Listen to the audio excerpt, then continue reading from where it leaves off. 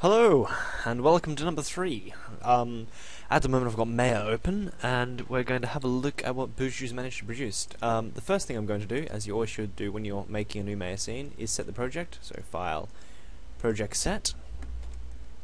Now, this isn't necessarily a video series where I've designed in order to actually learn Maya, so I'm going to assume a certain amount of prior knowledge here. So I've set the project, which is going to create a folder structure setup, and then I'm going to open the .ma, which is the Maya ASCII file, which produces. No, I'd not like to save my blank scene. Now, if we have a look, we can see what we've got is a camera. We've got some locators, which Buju's produced, and we've got an image up here. It's huge.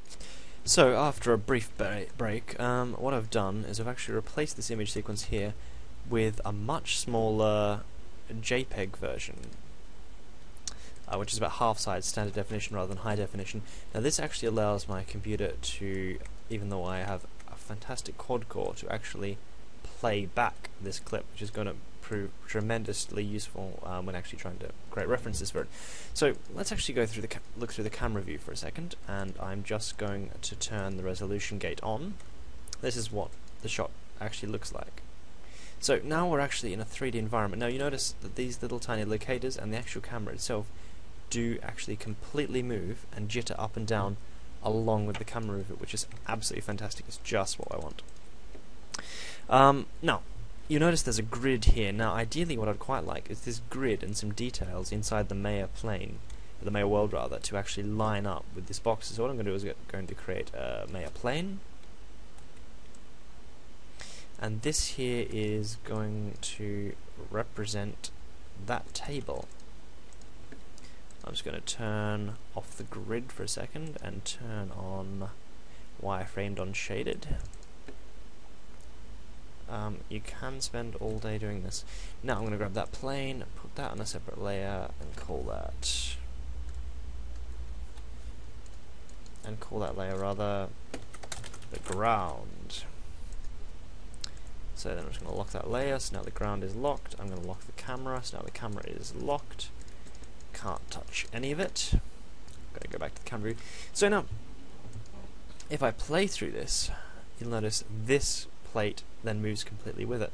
Let's make the first of the cubes. So I'm just going to make a polygon cube, and I'm going to bring its pivot point down to the bottom corner, and then I'm going to rotate it to match this ground level, which is supposed to be flat but isn't. Haha. I'm just holding shift to get a very nice rotation. I'm just lining it up by eye for now.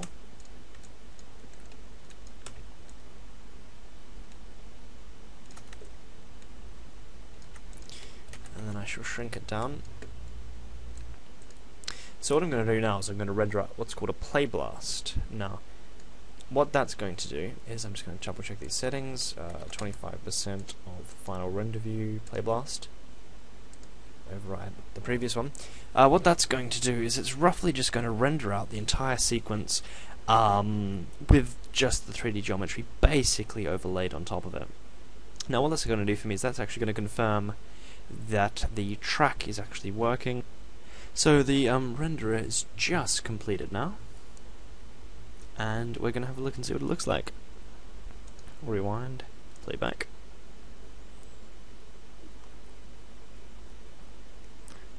So we should be able to see, as the camera moves up and down, just that little tiny jitter as David Tang's arm moves. All those little squares follow, and our cube is basically steady in that shot. Excellent. Now, what I'm going to do is I'm going to go ahead from here, and I'm going to do some basic modeling over top of that cube and lay out a number of cubes along here, and along here, and then I'm going to get back to you when I'm done. Fantastic. So, I've gone away, I've had a bit of a play, it's a couple of hours later I think. Now, what I've done is I've created roughly sort of a grid of blocks. Now interesting, I'm getting sort of some weird distortion because the f-stop of the camera is actually quite low, so we're actually getting a lot of distortion towards the edges here. And I don't know if that's in the original camera or whether that's something which Buju has introduced. I've written to David Tang, who set up the camera, just to double check those settings.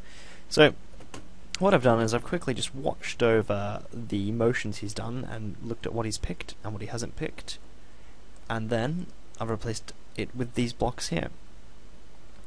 And the red ones represent basically the ones which are going to move, the green ones are the ones which are basically stationary through the hole. And I've got some spaces where the red ones are going to be removed too, as just an experiment to see how the shot's going to come along. Now, so what I've done is I've put a brief piece of animation where they will roll in as he waves, then they roughly follow his arms, like so. And I've just sort of very, very carefully gone through and tried to match sort of his finger movements. You know, occasionally he'll knock a piece, just because I think that's slightly more interesting, and just sort of work away around some of his circular motions. Interestingly, there's a lot of them which are intersecting at the moment, which I'm not so keen on. So now we've got a rough play blast showing how the animation's going to look. I'm just going to show you.